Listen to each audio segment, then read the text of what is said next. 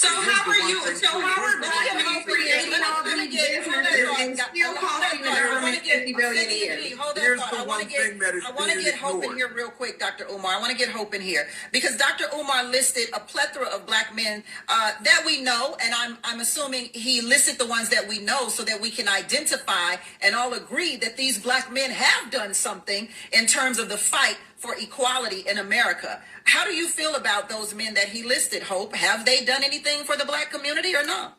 Most definitely, I would be ignorant to say that they haven't, right? But I think that what we're failing to realize is that when we have this conversation about what black men have done, the consequences are usually because of white supremacy. You guys, look what just came. Well, let's try some.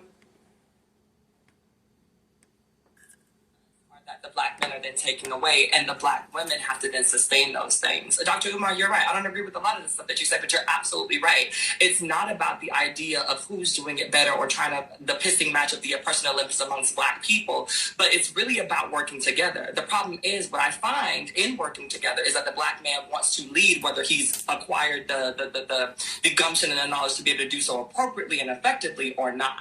The thing about it is when you're working together, we are a team. You get to lead this portion because you're better at it. I get to lead that portion because I'm better at it. And then we come to a common ground for both of us to succeed. But a lot of the times when we're talking about these succession plans and we're making all of these advocacy movements in order to progress the black family, the black man says, listen to me or fail.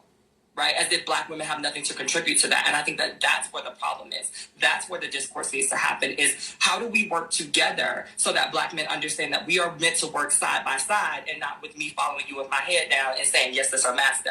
Because that is me being subservient to you in a way that I might not want to do, especially considering if you do not have the credentials, the know-how, the wherewithal, or the lived experiences to lead me in a way that I might be better suited to do in this point of our journey. And Dr. Umar. Well, first of all, I do not endorse any kind of a second-class citizenship role for black women.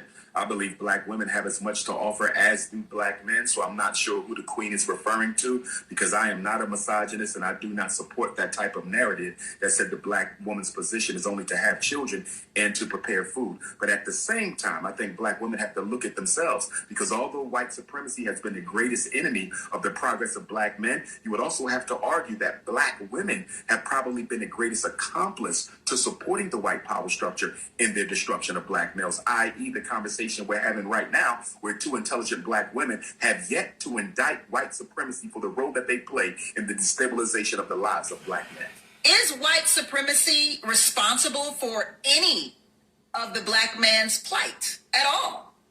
Absolutely, it exists, and black men have worked in tandem with white supremacy since they've come in contact with it. And this is why I say, in the black community, we have very disingenuous, very dishonest discussions, especially when it's regarding black men, because we do have a black man worshiping culture. So what we do within that culture, and Umar Johnson is showing it today, is absolve black men from any accountability for what they've done. Number one, we wouldn't be in a system of white supremacy had it not been for black men. So if you want to go all the way back to history, then let's go back to history when black men were selling their own people into white supremacy. Let's go back and...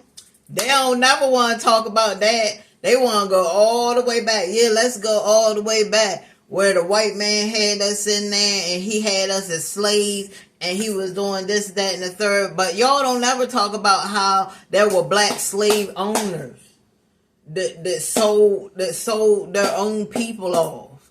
And then they lied about talking about they only did it to keep them together so they could all escape. But that's not what happened. Yeah, they sold their own people off. They sold them off for cotton,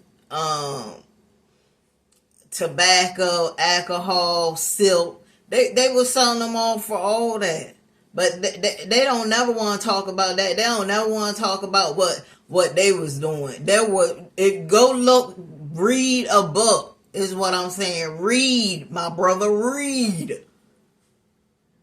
And you'll know that there were black slave owners that bought and owned their own people, and then they lied about it. You didn't buy and own them because you wanted to keep us together.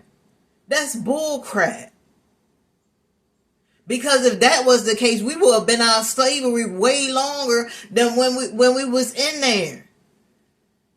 Those black slave owners, they would have made sure that we were free.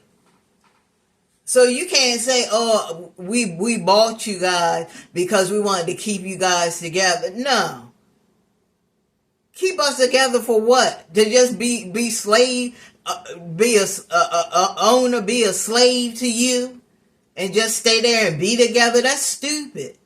Your goal should have been getting us out of slavery, not keeping us in. Stop playing games.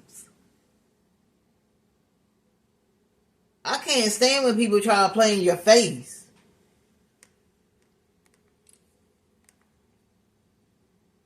Into history when 16 years off the plantation, black men weren't worried about a war being waged on them. They were worried about getting access to white women. That's what you were worried about. And it's interesting. There's a reason why I feel like Umar focused mostly on me and Hope's attitudes, and it's because he can't accurately answer the question. He mentioned names, not accomplishments. And the reason being is because I think he mentioned those names specifically because the accomplishments of those people don't have to be explained.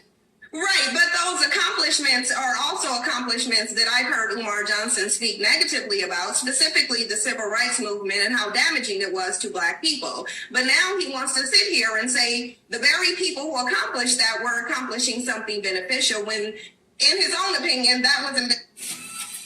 Happy kids are successful kids. Yeah, he got a good one right there. Cynthia G can debate. She'll go up against you, and you better have your statistics and everything right, because I'm telling you, she gonna come with the statistics, and she's gonna make sure that whatever she says, she can back it up with proof. So I'm telling you, and I can't believe they took her channel down. I hope they let her have her channel back, because come on, all them black guys, all them black guys is talking about us and stuff like that, and talking bad about us, and they